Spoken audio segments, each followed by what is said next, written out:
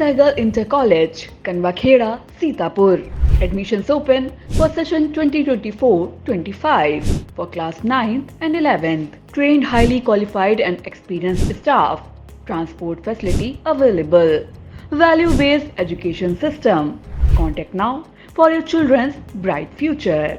लोकसभा चुनाव में जहां एक तरफ सभी राजनीतिक दल चुनाव मैदान में तेजी के साथ उतर चुके हैं और चुनाव प्रचार तेज कर दिया है, वहीं अभी तक चुनाव प्रचार से दूर नजर आ रही बसपा की ओर से पार्टी के राष्ट्रीय कोऑर्डिनेटर और मायावती के उत्तराधिकारी आकाश आनंद ने शनिवार को चुनाव प्रचार में एंट्री कर ली है। आकाश ने बिजनौर की नगीना सुरक्षित सीट पर प्रत्याशी सुरेंद्र सिंह के पक्ष में एक जनसभा को संबोधित किया। मंच से बोलते हुए उन्होंने एक तरफ जहां वोटरों को अपने पक्ष में करने का पूरा प्रयास किया, वहीं भारतीय जनता पार्टी और कांग्रेस पर जमकर निशाना साधते हुए भाजपा सरकार पर जमकर हमला बोला। स्कॉलर्स, इंजीनियर्स और ग्रेजुएट्स ने एक क्लास 4 की नौकरी के लिए अप्लाई किया। ओपनिंग कितनी थी? 1000 पोस्ट एक क्लास 4 की नौकरी के लिए। पीएचडी स्कॉलर्स अप्लाई कर रहे हैं, ग्रेजुएट्स अप्लाई कर रहे हैं। ये है पिछले 10 साल में भाजपा सरकार का एजुकेशन एम्प्लॉयमेंट पे रिकॉर्ड। साथियों, प्रधानमंत्री जी और भाजपा के केंद्र के सारे मंत्री बड़े गर्व और फख्र से बोलते हैं कि भाई हमने आज तक 80 करोड़ से ज्यादा लोगों को मुफ्त में राशन देने का काम किया।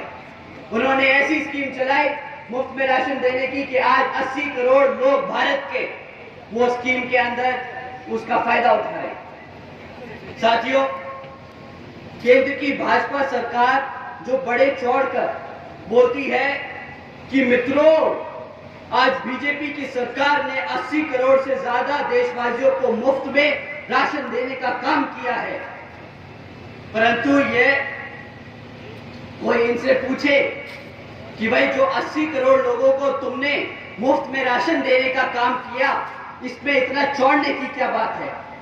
वो मुफ्त में राशन इसलिए तुमसे ले रहे हैं क्योंकि तुमने उन्हें रोजगार नहीं दिया है। इसके अलावा आकाश ने आज़ाद समाज पार्टी के मुखिया चंद्रशेखर का नाम लिए बगैर जमकर निशाना साधते हुए कहा कि वह आप लोगों को गुमराह कर खुद को आपका मसीहा बताता है, आपको गुमराह कर धरना प्रदर्शन करवाता और खुद वहां से हटकर दूसरी जगह चला जाता है। केस आप लोगों के खिलाफ दर्ज हो जाते हैं। ये आदमी अपने आप को मसीहा बताता है। ये आदमी कहता है कि मैं सड़क पे उतरूंगा अपने समाज के लिए, आंदोलन करता है, झगड़ता है, लड़ता है, हमारे युवा साथियों को लेके पहुंच जाता है। फिर क्या होता है? हमारे युवा साथियों पे मुकदमे होते हैं और जैसे ही मुकदमे होते हैं वे बेचारे ढूंढते फिरते हैं कि भाई साहब हमें बचाओ। वो आदमी फिर यहाँ से छोड़ के दूसरी जगह भाग जाता है, वहां पे आंदोलन करता है और इस कारवां में हमारे सभी युवा साथियों पे मुकदमे दर्ज कराता जा रहा है। अगर आप पे एक बार मुकदमा दर्ज हो गया साथियों, तो सरकारी नौकरी मिलना में मुश्किल हो जाएगी, रोजगार मिलने में मुश्किल होगा। ये आपको आज गरम खून नहीं दिखा के, इमोशनल करके आपको सड़कों पे ले जा रहा है और बाद में फंसा रहा है। साथियों, सड़क पे लड़कर आपको वोट, आपको आपकी ताकत, आपको सत्ता में आने का मौका नहीं मिलेगा। आपको अपने समाज को जागरूक करके, अपने पार्टी को मजबूत करके उसको सत्ता में लाकर न्याय और रोजगार मिलेगा। साथियों, ऐसे नहीं मिलता रोजगार, ऐसे नहीं मिलता न्याय।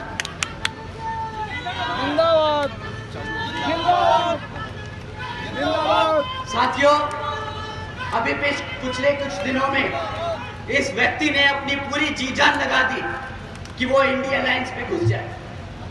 किसी तरह अगर इंडिया अलायंस में घुस गए तो भाई अपनी एक सीट निकाल लेंगे। बेचारा घबराता है कि अपने आप लड़ना पड़ जाए तो जमानत जब्त हो जाएगी।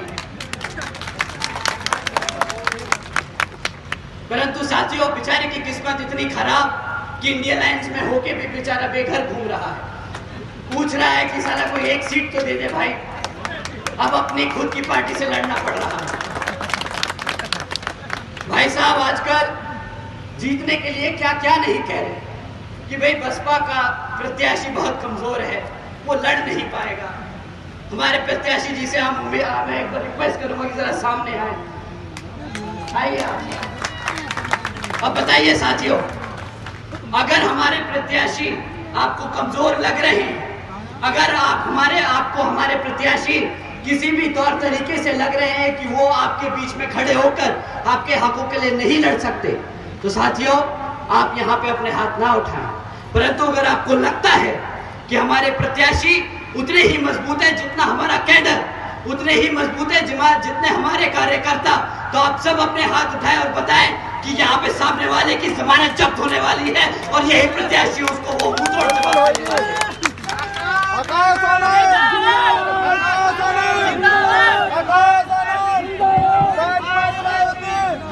सुरेंद्र पाल तुम आगे बढ़ो, सुरेंद्र पाल जी आगे बढ़ो, सुरेंद्र पाल जी आगे बढ़ो।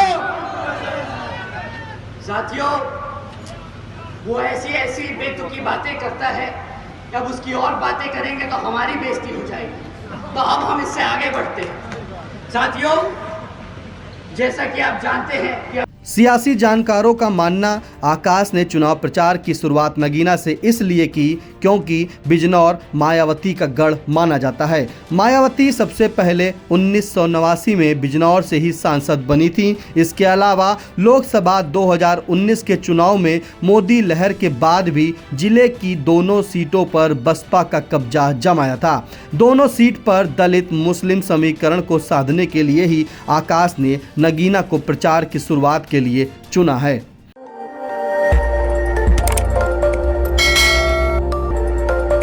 खबर आपकी, नजर हमारी। देखते रहिए आई इंडिया।